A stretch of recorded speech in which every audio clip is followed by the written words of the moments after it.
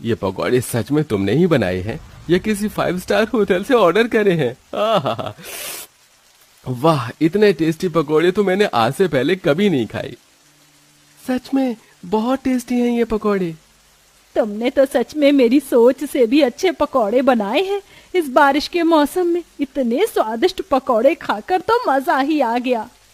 अपनी बहू बेटों के साथ सुशीला बारिश के मौसम में गर्मा गर्म पकौड़े का आनंद ले रही होती है कि तभी अचानक सुशीला के दिमाग में एक आइडिया आता है।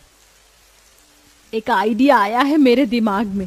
जब तुम्हारे हाथ में इतना अच्छा हुनर है तो तुम इसका इस्तेमाल क्यों नहीं कर रही हो? बारिश के मौसम में हर किसी को पकौड़े खाने का शौक होता है, तो तुम क्यों ना चाय के पकौड़े का ठेला लगा लो।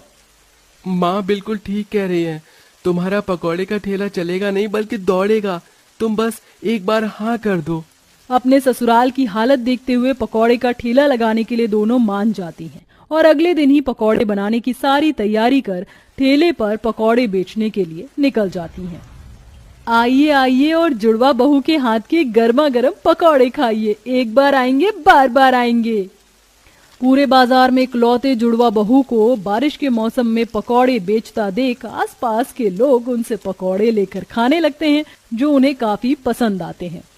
अरे भाई, ये पकौड़े तो बहुत स्वादिष्ट हैं और साथ में ये गर्मा गर्म चाय ने तो उसका स्वाद दुगना कर दिया है। अरे सच में आप लोग बहुत टेस्टी चाय पकौड़े बनाते हैं। एक और प्लेट पकौड़े दीजिए और हाँ, सारे मिक्स करके पैक भी कर दीजिएगा। आज तो मेरे बच्चे बारिश के मौसम में इतने टेस्टी पकौड़े खाकर बहुत खुश हो जाएंगे। कस्टमर को अपने पकौड़े की तारीफ करता देख दोनों जुड़वा बहनें काफी खुश होती हैं, जिसके चलते पहले दिन ही उनकी काफी अच्छी कमाई होने लगती है। पकौड़े के स्वाद के साथ साथ जुड़वा होने की वजह से भी लोग उन्हें देखने के लिए उनके ठेले पर आते और गर्मा गर्म पकौड़े भी खाते, जिससे दिन पर दिन उनकी कमाई बढ़ने लगती है और कुछ दिनों में दोनों जुड़वा बहू का पकौड़े का ठेला दौड़ पड़ता है। वहीं दूसरी तरफ, अरे ये कैसे पकौड़े दिए हैं तुमने हमें? हैं? एक तो इतने ठंडे, ऊपर से कोई स्वाद भी नहीं है। सारे पैसे बर्बाद। इतना बड़ा होटल तो खोल दिया लेकिन स्वाद रत्ती भर भी नहीं है। इससे अच्छा तो वो दोनों जुड़वा बहू का पकौड़े का ठेला है। क्या पकौड़े बनाती हैं दोनों।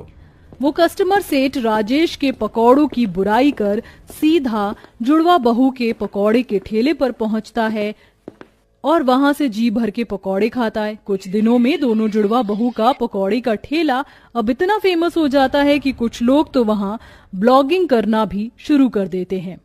देखिए गाइस, ये वही जुड़वा बहू का चाय पकौड़े का ठेला है जिसके पकौड़े खाने के लिए हम दूर दूर से आ रहे हैं। अगर आपको भी इनके पकौड़े खाने हैं तो मुझे कमेंट में जरूर बताइए।